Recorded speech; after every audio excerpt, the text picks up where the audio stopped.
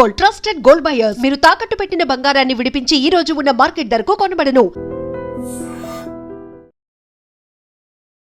నమస్కారం, welcome to I dream.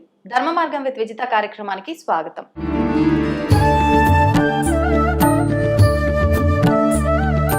ప్రస్తుతం మనతో పాటు ఉన్నారు 109 బాబా సంత్ సదానందగిరి బాబాజీతో మాట్లాడి మరిన్ని విషయాలు తెలుసుకుందాం. స్వామీజీ, నిత్యం తెలిసి తెలియక ఎన్నో పాపాలు చేస్తూ ఉంటాం. అది పాపం అని కూడా గుర్తించము, అసలు ఆలోచన కూడా రాదు.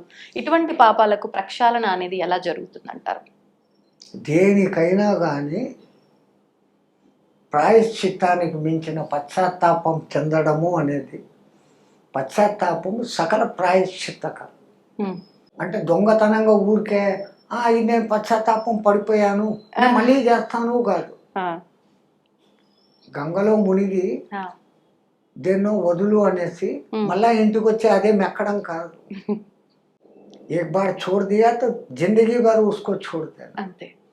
అట్లాగనే ఇది కూడా, అయ్యో నేను ఆ తప్పు చేశాను, ఆ చేసిన మూలంగా వాడు ఇంత బాధపడ్డాడు, నేరుగా వెళ్ళి అయ్యా నాతో అయిపోయింది పొరపాటు, ఇంకా నా జీవితంలో చేరను, ముందు నువ్వు నన్ను క్షమించు. ఓకే, అంత విశాల హృదయం మనకుందా? లేదు. చెయ్యగలిగినప్పుడు మనలో మనస్సు తేలికైపోతుంది. అబ్బా వాడు నన్ను క్షమించాడు, ఈ తప్పు చేపట్టి ఇన్నాళ్ళు ఈ నరకం నేను అనుభవించాను, ఎందుకు చేయాలి ఈ తప్పు, అస్సలు చెయ్యను. ఆ స్థితికి పశ్చాత్తాపం చెందినప్పుడు ఇంకా దానికి అక్కడే ప్రాయశ్చిత్తం జరిగిపోయాను.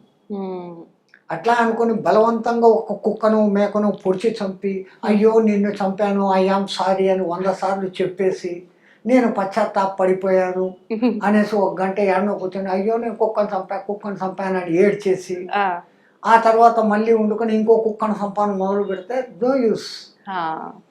ఈ తప్పు నాతో ఈ రోజు జరిగింది, తెలుసో తెలియకో బుద్ధుండో బుద్ధి లేకో చేశాను, ఇంకా జీవితంలో నేను ఇటువంటి తప్పు చేయను, 600 చేయను.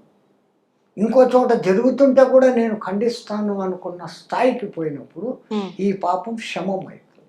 ఓకే స్వామీజీ, మీరు ఇచ్చిన వివరణను బట్టి ఒక మంచి క్లారిటీ అయితే వచ్చింది. కానీ ఒక చిన్న డౌట్ వచ్చింది, మళ్ళీ డౌట్ కూడా వచ్చింది. ఏంటంటే అది మీరు చెప్పే ఆ వివరణలోనే ఒక పదాన్ని పట్టుకుంటే నాకు ఆ డౌట్ వచ్చింది. ఏంటంటే గంగలో మునిగిన నా పాపాలు పోయినాయి కదా అని చెప్పి మళ్ళీ బయటకు వచ్చి చేసి మళ్ళీ పోయి మురుగుతా అంటే అది సరికాదు అని చెప్పి. అయితే ఇప్పుడు మనం బ్రతికున్నంత కాలము అది తెలిసి చేసినా తెలియక చేసినా ఏదో చేసి ఉంటాము, ఆ కర్మ మళ్ళీ మనని వెంటాడుతుంది అన్న నమ్మకంతో ఈ దైవారాధన కానివ్వండి, హోమాలు, ఈ గంగలో స్నానం చేస్తే తొలగిపోవటము, ఇలాంటివి కొన్ని తెలిసి చేస్తాం కర్మను తొలగించుకోవడానికి. అయినా ఎందుకు తొలగిపోవట్లేదు, మళ్ళీ ఇంకొక జన్మకి ఎందుకు దారి తీస్తోంది ఈ కర్మ మిగిలిపోయి? అదే గంగలో మునిగినప్పుడు పరిపూర్ణంగా అమ్మా నేను చేసిన పాపాలు హరించేదానా, అసలు గంగలో మునిగేటప్పుడు అక్కడున్న పండాలు మీ చేత ఒక మంత్రం చదివిస్తారు. నమ గంగాయే విష్ణు పాదోద్భవాయే శివ శిఖాజ నివాసిన్యై దశహరాయై గంగాయే స్వాహ అని చెప్పుడు అని మునగమంటారు. దశహర అదే మనం చేసుకునే దశహర అంటే 10 రోజుల పండుగ కాదు, విజయదశమి. మనలో ఉన్న 10 రకాల పాపాలు, మనోవాక్కాయాలతో 10 రకాల పాపాలు తప్పులు చేస్తున్నాం. వాక్కుతో అబద్ధాలు ఆడుతున్నాం, చాడీలు చెప్తున్నాం, అవును, తినకూడనటి తింటున్నాం, 3 రకాల తప్పులు. మనస్సుతో ఈర్ష్య, ద్వేషం, పగ, అసూయ, ఓ 3 या 4 7 అవును. కాయముతో దొంగతనము, చౌర్యము, పరధార గమనం, పరపురుష గమనం, ఈ 10 పాపాలు చేస్తూనే ఉంటాం. ఎప్పుడో తెలుసో తెలియకో జరిగిపోతుంటాయి.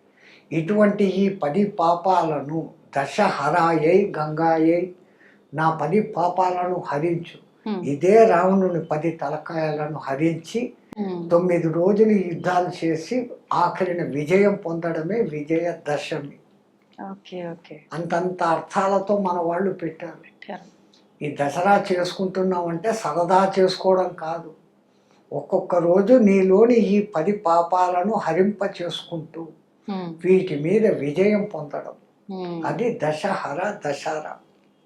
ఓకే. దశకంఠ వధ కూడా అదే అర్థం. నీలోనే ఈ 10 తలకాయలు ఉన్నాయి. అక్కడ చూడు, వాడిని దశముఖుడు అనలేదు, దశకంఠుడు అన్నాడు. So your way of talking 10 రకాలుగా. తిట్టుతో మాట్లాడతావు, ప్రేమగా మాట్లాడతావు, బుజ్జగింపుగా మాట్లాడతావు, బీటిగా మాట్లాడతావు, రిక్వెస్ట్గా మాట్లాడతావు. నీ అవసరానికి తగినట్లు నీ గొంతు మారుస్తాడు. తక్కువ ఉంటే యాయ్ అంటాడు, అయ్యా అంటాడు. ఇన్ని 10 గొంతులు నువ్వు మారుస్తుండవు. వాడు అదే దశకంఠుడు. ఆ పాపాలన్నింటినీ హరించడానికి రాముడు చంపాడు. అప్పుడు దసరానే పడింది. ఈ దసరాకు ఇన్ని కథలు ఉన్నాయి. అన్ని కథల వెనకల మూలం ఏంటి? నువ్వు చేస్తున్న దశవిధ పాపాలను హరింప చేసుకో, నువ్వే విజయం పొంది విజయదశమి చేసుకో. దీన్ని బట్టి ఈ పండుగలు జరుపుకోవాల్సిన అర్హత రావాలి అంటే ఫస్ట్ మనం జ్ఞానంతో, ఈ అజ్ఞానాన్ని వదిలిపెట్టి జ్ఞానంతో ఉన్నప్పుడే చేసుకోవాలి. చెప్తూ ఉంటే మళ్ళా మాకు ఇంకో కొత్త మాట వచ్చింది. అసలు మీ తెలుగు భాష మళ్ళీ ఇదే గొప్పతనం. మన పెద్దవాళ్ళు మనల్ని పండుగ చేసుకో అన్నారు. నిన్ను నువ్వు పండుగ చేసుకో. ఒక చెట్టుకు కాయ పిందె మొగ్గ వస్తుంది ఫస్ట్. అవును. కొన్ని మొగ్గలు రాలిపోవచ్చు, అంతే. మొగ్గ పువ్వు అవుతుంది, పువ్వు కూడా రాలిపోవచ్చు. పువ్వు పిందె కావడం కష్టం.